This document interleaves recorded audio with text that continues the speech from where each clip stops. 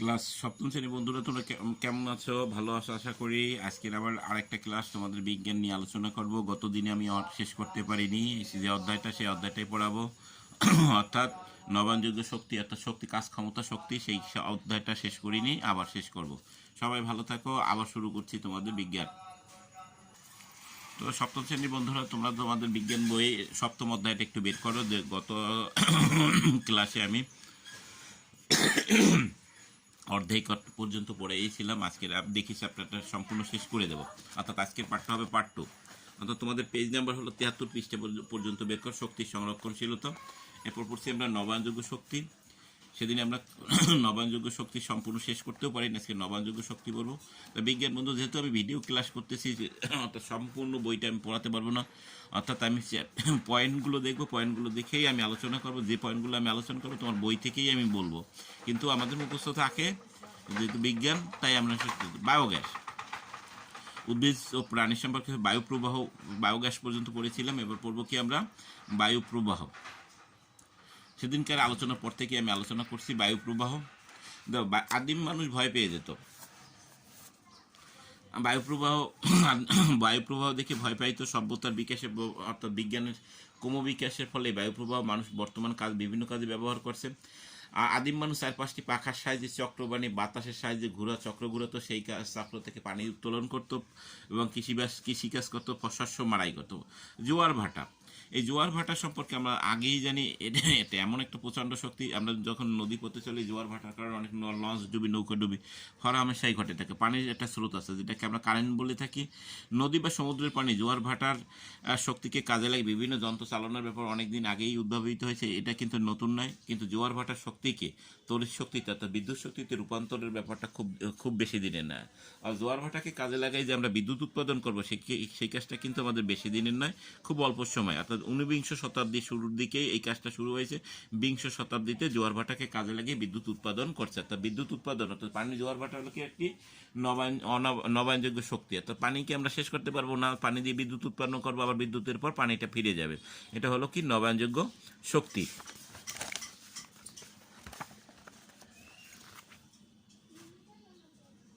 তো বন্ধুরা, এরপরে আমরা আলোচনা করব সৌরশক্তি। সৌরশক্তি হলো শক্তির সমস্ত শক্তির উৎস।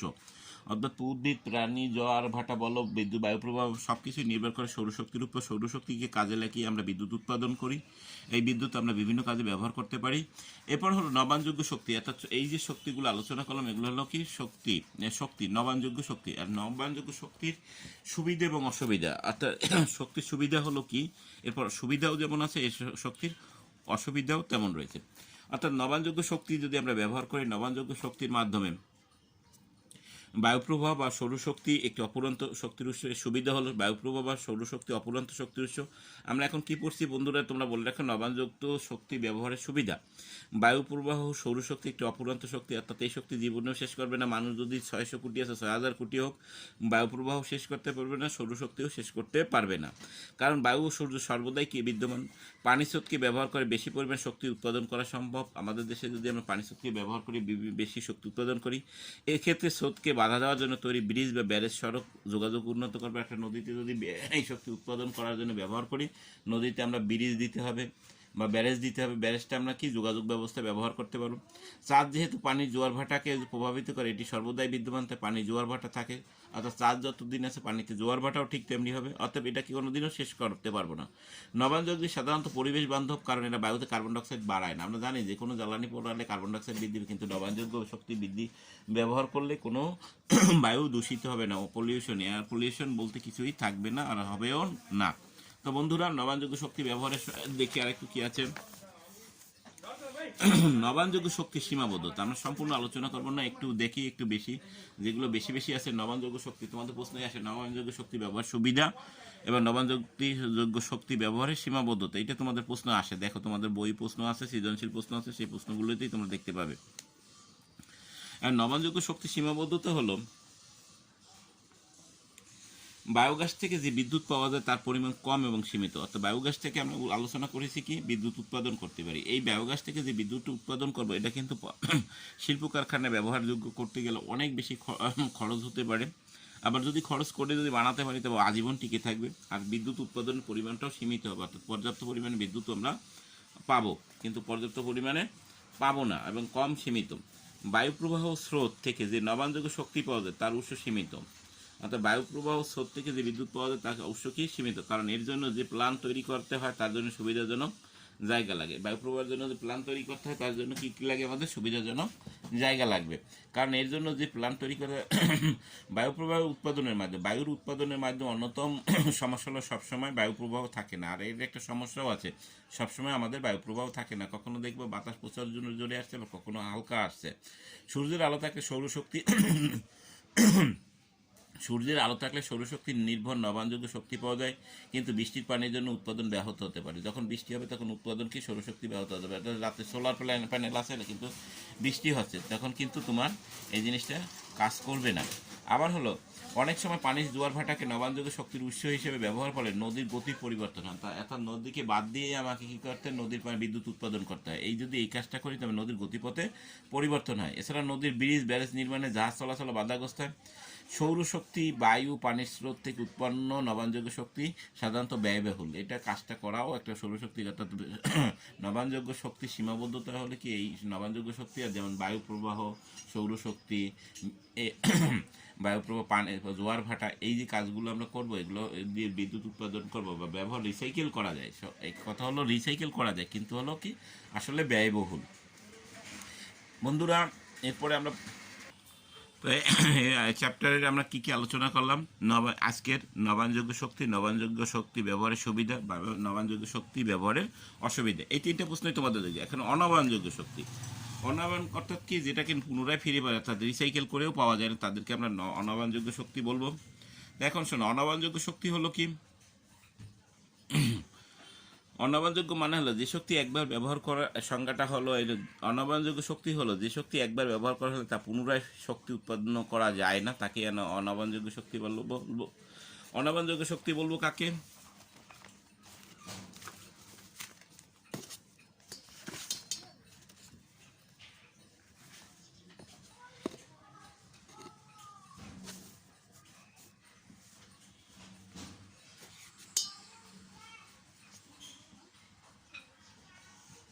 তোমাদের এই ভিডিও করতে যেয়ে অনেক একটু অসুবিধা হচ্ছে, যার জন্য আমি দুঃখিত। অনবায়নযোগ্য শক্তি মানে হলো, সংজ্ঞাটা হলো যে শক্তি মানেই, অনবায়নযোগ্য শক্তি হলো যে শক্তি একবার ব্যবহার হলে তা পুনরায় শক্তি উৎপাদন করা যায় না, তাদেরকে আমি অনবায়নযোগ্য শক্তি বলবো। যেন এটা মূলত প্রাকৃতিক সম্পদ, অর্থাৎ পৃথিবীতে যেগুলো পাওয়া যায় তাদেরকে আমি অনবায়নযোগ্য শক্তি বলবো। যেমন কয়লা, তেল, প্রাকৃতিক গ্যাস, ইউরেনিয়াম, এগুলোই হলো কি অনবায়নযোগ্য শক্তি। অর্থাৎ কয়লা, অর্থাৎ শক্তি উৎপাদন করতে বিদ্যুৎ বলো, কলকারখানা বলো, বিভিন্ন যানবাহন বলো, রান্নাবান্না বলো, সব কিছু তো কয়লাও ব্যবহার করে, তেল বলি ব্যবহার করে, প্রাকৃতিক গ্যাস ব্যবহার করে, ইউরেনিয়াম বা পারমাণবিক ইউরেনিয়াম ব্যবহার করে, সবগুলোই হলো কি অনবায়নযোগ্য শক্তি। বন্ধুরা, এখন অনবায়নযোগ্য শক্তি ব্যবহারের সুবিধা, এটাও কিন্তু তোমাদের পরীক্ষার জন্য আসবে, পরীক্ষার প্রশ্ন কিন্তু এখান থেকেই হয়। নবায়নযোগ্য শক্তির সুবিধা, অনবায়নযোগ্য শক্তির সুবিধা, অসুবিধা, দুটোরই অসুবিধা আমাদের করতে হবে। অনবায়নযোগ্য শক্তির সুবিধা মূলত দুইটি দিক থেকে বিবেচনা করে, দাম ও প্রাচুর্য। বেশিরভাগ যন্ত্রপাতি, যানবাহন অনবায়নযোগ্য, অর্থাৎ আমরা যে যন্ত্রপাতি ব্যবহার করি, বাস, ট্রাক, পাওয়ার টিলার, সবগুলোই কি অনবায়নযোগ্য শক্তি দিয়ে চলে। এদের নবায়নযোগ্য শক্তির সাহায্যে চালাতে অনেক বেশি খরচ লাগে। যেমন সাধারণত গ্যাস বা তেল কম খরচে যানবাহন যন্ত্রপাতি চলে। অপরপক্ষে নবায়নযোগ্য শক্তির উৎস যেমন সৌরশক্তি দ্বারা বাস যদি চালাতে যায় তবে অনেক কষ্টসাধ্য এবং গতিও পাবো না এবং ব্যয়ও প্রচুর হবে। বিদ্যুৎ বিল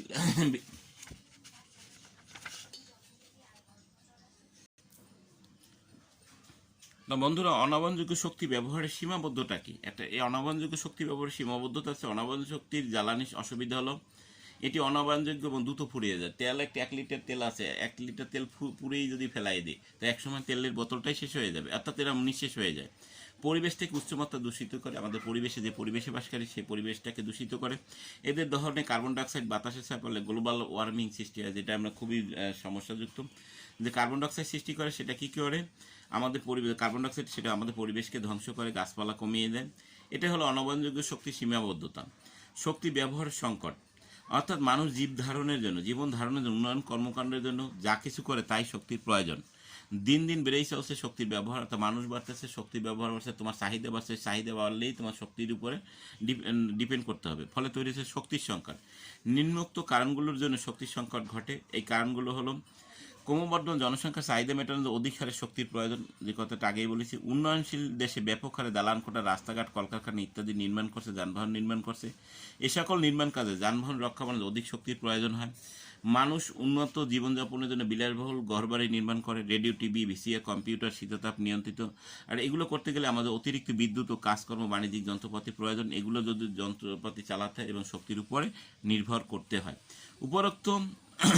উপরোক্ত কারণের পিছনে প্রয়োজনীয় শক্তি যোগান দিতে ব্যর্থ হচ্ছে শক্তির সংকট। তাই আমাদেরকে বিকল্প শক্তির সন্ধান করাও উচিত। তো বন্ধুরা, এরপর আছে শক্তির বিকল্প সন্ধান।